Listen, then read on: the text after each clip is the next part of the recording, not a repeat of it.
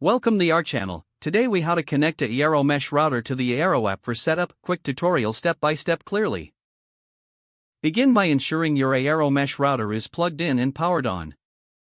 Download the Eero app from the App Store or Google Play Store. Once installed, open the Eero app. You will need to create an Eero account if you don't already have one. Follow the prompts to enter your email address and set a password. Check your email for a verification link and click on it to verify your account. After verification, return to the Eero app and log in using your new credentials. The app will prompt you to begin the setup process. Tap on the Set Up Eero button to get started. The app will ask you to scan the QR code located on the bottom of your Eero device. Position your camera over the QR code within the frame provided in the app. Once scanned, the app will confirm the Eero is detected.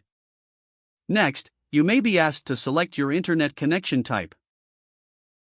Choose the option that best suits your setup, typically using a modem for most users. If prompted, connect the Eero device to your modem using an Ethernet cable. Plug the Eero into a power outlet and wait for the light to turn solid white. The app will guide you through additional steps, such as naming your network. Set a secure password for your Wi-Fi network. After configuration, the app will initiate a connection to the internet. Once connected, the app will confirm that the setup is complete. You can add additional Eero devices if you have more for a full mesh setup. Follow the same process to configure each additional Eero unit. Your Eero network is now ready for use, providing seamless Wi-Fi coverage throughout your space. If the page does not load, refresh the browser or try again in a private or incognito window. Make sure you are using the correct email address, then retype it carefully to avoid small typos. If your password is not accepted, use the reset option and create a new strong password you can remember.